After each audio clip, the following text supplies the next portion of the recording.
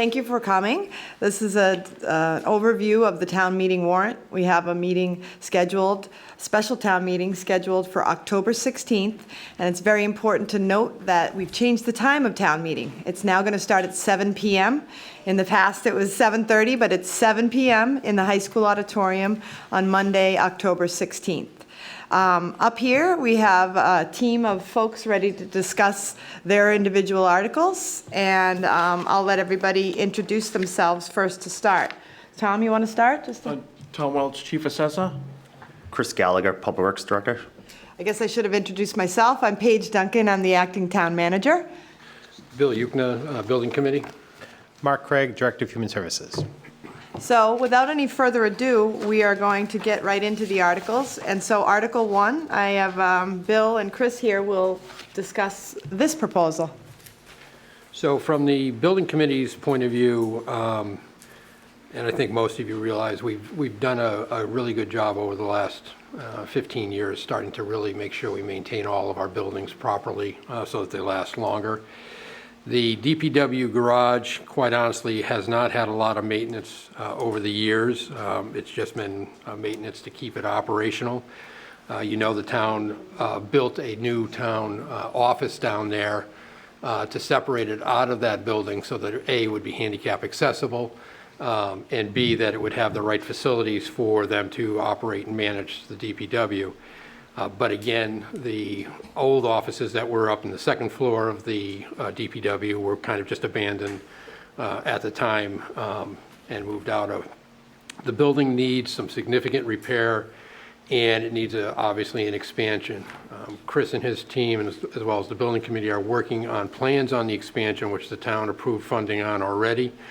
But that will not address the main building. We want to keep the main building because it's important to us for storage as well as maintenance, and we're going to need it all the way through the process of any kind of expansion that does happen there. So our interest at this point is to basically do the general maintenance upgrades that would typically be done after 20 or 30 years on a building, which is a replacement of the roof, cleaning up and repainting of the exterior blockwork to protect it, potentially some new doors and windows depending on needs in individual areas, and a replacement of the heating system, which quite honestly is well beyond its age and could fail at any point in time. We need to keep it maintained through not only the expansion, but obviously moving forward. So to that point, we've already gotten pricing on all those major items, and we're approximately in the $500,000 range to accomplish all of that and put that portion of the building back into a good stead for a number of years. I would say easily, to last 20, 25 years as far as serviceable life without any other major repairs, but still potentially for other additional work to be done inside, depending on how the expansion process goes. So that's why this has been forward. We have the funding through the borough project. The way that the projects work in town and have worked for years is any funding that's available after a project is completed can then be moved to another building project. It can only be moved to another building project because it's bonded money. So it's not like we could transfer it to an operating budget or we could turn it back in because of the state statutes. Basically it goes effectively to any town project that would be then coming forward. That's where the $800,000 came for all of the design engineering for the expansion of the DPW came from the borough project because we've been very fortunate in that borough project. Right now we have a balance between the $800,000 we've already spent. We have another $600,000. We've got $1.4 million that we did not spend on that project due to the efforts of the town and the building committee on getting the best pricing we could get through the process. We will get, because we've done very well on the project, we got gold certification on Energy Star for the building project over there. We're going to get additional money back from the state. So we probably have another $500,000 at least coming back from the state for that project. So again, we've done extremely well on that project for the town, but that's what's going to be funding this. We're not asking for taxpayers' money at this point beyond what's already been put up for the borough project. Questions? So you just said, just to reiterate. it would Excuse me, cost- I'm sorry, would you mind just coming I know. to the microphone, because they can't hear you at home, so that's, Oh, it's on TV? it will be, yes, Oh, yes. good. Oh, yes, say hello to your Yeah. fans. Hi, good. Yeah, no, so just to reiterate what you just said, that wouldn't come from taxpayers. It's effectively coming from taxpayers' money that's already Through- been right. funded Okay, in the past. great. Okay, perfect. Thank you. Any other questions? Joan, come on. Anything else? You don't need a microphone. Joan Gallivan, 9 Cannon Voyage Drive. Would that be expending all of the monies that had been left over from other projects and be used there then? Yeah, so any project, the previous project before the Borough project was the library, I believe. That money was rolled into the Borough project up front when we did that as part of our funding for the Borough project. So that's why we asked for less when we did the Borough project, because we did have some funds that rolled forward there. I read some other things too that when I was looking back at the older reporters, that there were other a heating system at the high school, or some other things that you had been mentioned at another meeting when you were talking about the bonding and the debt exclusion and so forth. I'm still trying to understand that. I guess what I'm trying to say is it appears like we usually have a bonding project and we pay that until it is at the end of the project and we've used up the money. Then we will have space to actually continue to make payments, and all towns continue to have needs, things need to be improved or changed or built or whatever. So you don't like change the tax rate and all that. You use that little space, big space, for bonding the next project, and we have something on plans, like a 5-year plan, then a 10-year plan, and we have our capital improvement plan. So I guess I'm just trying to understand, and I guess maybe I'm going to take some more meetings, because you're not going to be able to explain it all to me, but so we had certain ones that had monies left over, and each time we've sort of reused it. So you're saying the only one that had been any monies left was from the library? Is that what you're It saying? moved from the library to the Borough, and now the Borough is the only open outstanding. It's the only one now. I think what you're referring to, Joan, is that obviously in our bonding capacity, within the debt, without asking for taxpayers to come up with money, we always have older debt that is cycling off. We bond for 20 years at a time for a project, typically. There are some that would be less or some that could be more. But let's just do a hypothetical number and say that we had a bonding capacity of $100 million. We went out and bonded to do all these projects, and then 20 years later, a portion of it dropped off, $10 million dropped off. We have $10 million worth of room before the taxpayers would effectively see an increase in their tax rate because of that.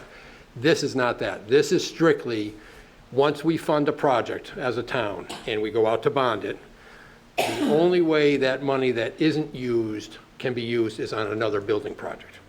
So what we're saying is the Borough project, which is 99.99% complete because we have just a few open items with the GC that we're fighting over. In the end, he's going to end up giving us more money back because he didn't do certain things that we wanted. But so because we're that far into it and because we have this large amount of money that's left over and we have projects now coming forward, rather than come to taxpayers and say, okay, we'd like you to bond another X amount of dollars, and these are relatively small amounts of money we're talking about. You don't bond to $500,000. It's just not financially or fiscally responsible. You bond a $20 million project or a $30 million project, but you don't bond something this small. So having that money available to us as a town to move into a new project is the town's right to vote to say yes. Now, a town could say, no, we're not going to spend it on that project. We want to keep it for another project. But what the building committee and what the DPW is asking for is that we see this as a very important project to keep the town from a safety point of view. All of our equipment goes through this building, and it will take a couple years, even if the town approves the expansion. If the town doesn't approve the expansion, we need this building, period. We don't have a choice. So we want to maintain this building like we've maintained every other building in town. And we want to put this money into it to bring it back up to a good standard.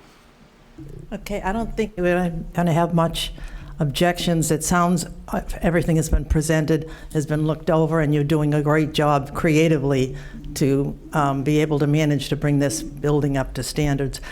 But the other thing is that I think some of us might be interested in is that the next project was the community center. Now, that's not on the warrant here. We're probably not going to end up having much discussion, but I want discussion on that. And I think you especially have let that go. It was the next project listed, and you were on the Capital Building Committee as well as being the business manager up at the school department. And there was a time when you were talking about, as I said, I've read a little bit of the old reporters trying to get up on, myself up on this. I try to remember, but there's a lot of stuff that goes on. The planning board or the selectmen, our new town manager and so forth. All right. So let me address that, Joan. I didn't let it go. We pushed very hard, and we used funding to demolish the old laundry building that was on the state property because it gave us a site for future use. Future use, whether it was Council on Aging or Council on Aging and Recreation, we needed the site first. Couldn't do anything without a place to put this. It's a prime location. It's a acre and a half of beautiful Well, I don't flat think you land. need to talk us into it. I still think that that's one of the things But that's that's been not the building committee's left to decision have to a make. site, and that is one of the things that could be worked on in the next year. And this is one of the things that I'm trying to encourage people to not, let it be put on a. You just turned off my microphone. There's a button on there that you're probably pressing. I must have touched it, which I love to do. Oh. Yeah. So Anyway, so as I say, it's not part of this warrant, but also in one of the articles, Mark Elfman, chairman of the select board right now, was appointed an ad hoc committee chair, and I even have some other people's names. I'm not going to mention them right now, but they haven't been contacted. There really is no other committee that's in process now. We've had people down at the senior center. They had a group down there. An awful lot of preparatory work was done. So I want to see this and hear that this in the process. So that's why I'm bringing up about the funding, because I don't want you to be giving, or you won't be, but the selectmen and whoever the town manager is, using up that funding in another way. And that brought me to a meeting last night, which was suggesting we use some bonding to do some sidewalks. And I think that's a terrible choice at this point. I realize I wasn't at the town meeting and the whole lot was discussed about sidewalks, but we even have more information. Back in 2019, we were talking about planning, about sidewalks maintenance and the need for it. But I think that could be worked out in other ways. I've got some creative ideas myself, and I know we collect monies and we don't know really where they go. Room and meals tax, the monies that come from the water tower up at the stadium, the new billboard income that we're getting. There's just a number of things that need to be thought about, and it needs to be thought about and brought in underneath a town manager. So I don't want to jump anything quickly. We do have some plans, and I think we should work on those. And I think you'd have some enthusiasm and some support. But people just don't come up and tell people what to do. You were telling us what you're going to do. So if I could just chime in, because I know what you're talking about with the debt exclusion for the sidewalks. That was a result of a sidewalk survey. It was a discussion. It was raised as a possibility, and it's not something that the board is currently entertaining. What they did say is to our finance director, Marie, is bring that forward to the financial summit, which is scheduled for December 5th at 6 p.m., by the way. That will just be looked at and presented as what it is. It's not something that's currently under consideration. It's not something that the board is pushing for. I'm not even sure that DPW is pushing for it, but it's sort of acknowledging this sort of pressing need for sidewalks. A town meeting, the last couple town meetings, there's been some strong movements towards sidewalks. So we're not going to be able to do this in a small fashion, so it's one technique. I don't think anyone is saying that that's what we're doing. It is just a consideration that was raised, and it will be further presented for discussion purposes. But I just wanted to make a point of that, that's what it was. It was just something suggested. But we really should be considering what's already in place here. That's all. I just want to Thank make you. sure. I may have other questions. Bye-bye. Can you come up to the microphone just so the folks at home can hear you? You're not gonna like it. We are going to love it. I cannot see. This is a fence. I know, yeah. We cannot see with these here. Is there a need if no one's Nope, sitting? absolutely. Thank you. Can't see all the pretty faces. I can't even see you at all. I can see the handsome guys. We didn't know if people were going to want to sit down, but clearly that didn't work out. So everybody, it's fine. Everybody's standing. Plus, I don't hear well, so. Okay, thank you. Hello, everybody. Now we can see you. Any other questions on this first article? Okay, thank you.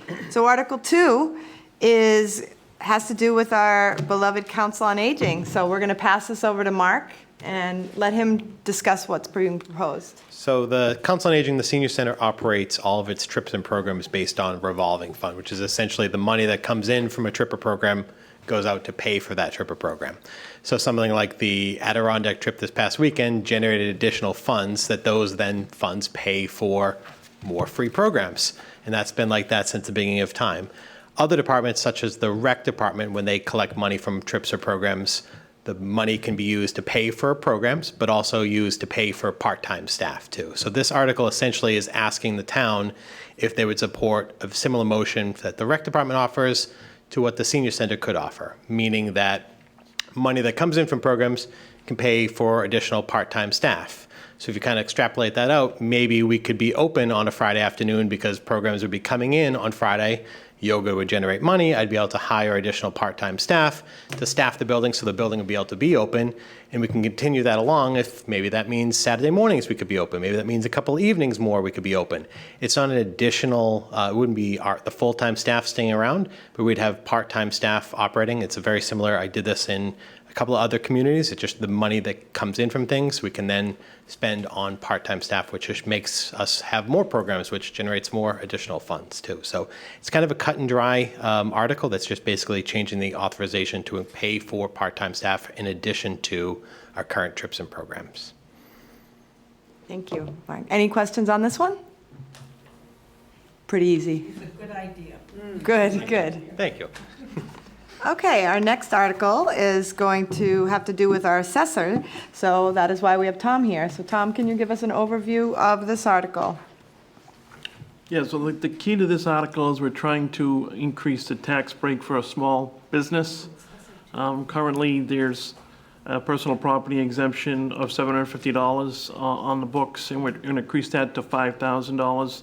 So this is strictly for a small business. It doesn't affect the residents at all.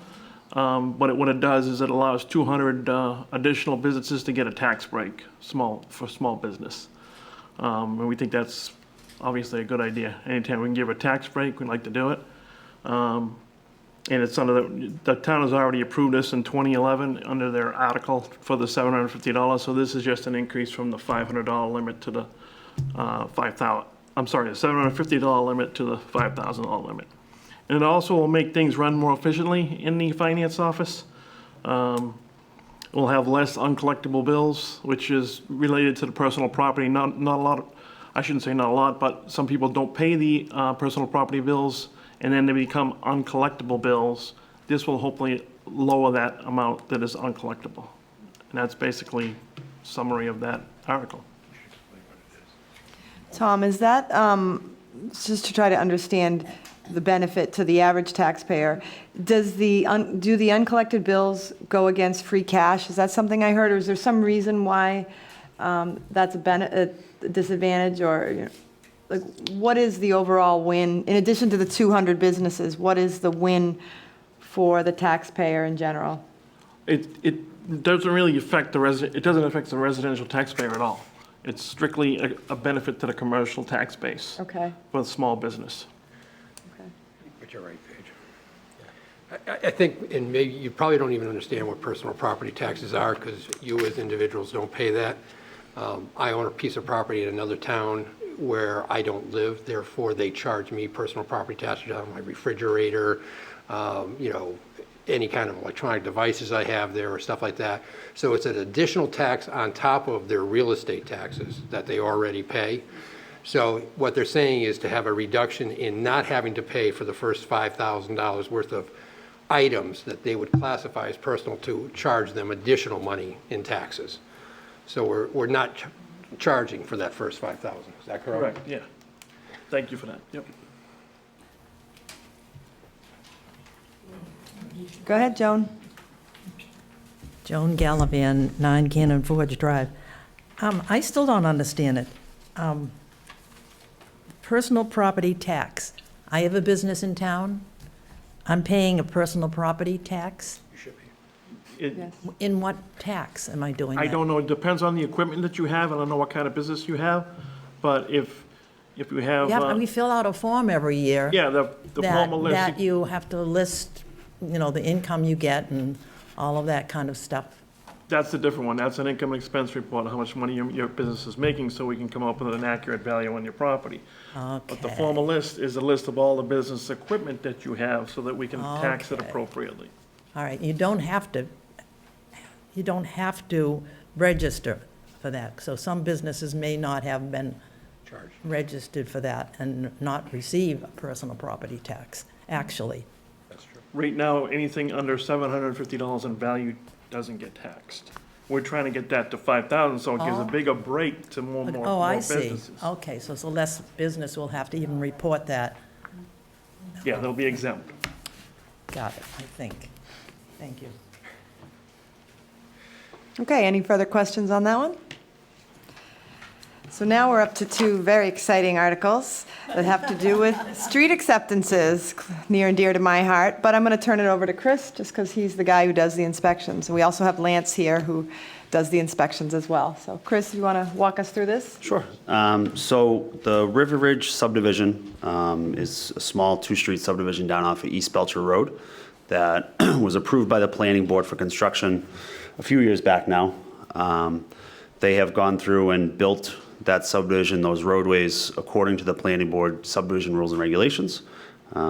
As with most streets that are built to that spec, they then come looking for the town to take over those roads and become public road right-of-ways. Lance and I have been out there over the last couple of years doing the inspections, watching the drainage get built, watching the water main installation, the sidewalk construction, curbing, paving, street lights, all the fun things that go into building new roadways. They have completed that project. Both Barrows and Sousa's have a waiting period after they pave and after they plant all the street trees of a year. They have made it through that 1-year waiting period. They have now approached the town looking for those roads to be accepted at town meeting. Once town meeting votes, they will become public right-of-ways. We will add them to our Chapter 90 appropriations, which will get us a little bit more money from the state for our paving program and sidewalk program. Again, Lance and I have both been out there doing those inspections and recommend that they both be accepted by the town. Come on up if you have a question. I don't know if it's related, so maybe I'll ask offline. Okay, Yeah. sure. And so that is it for the articles on town meeting. We're hoping that it's a short one, but it's also important we get 100 people there. So if you could come and bring a buddy, we would really appreciate it.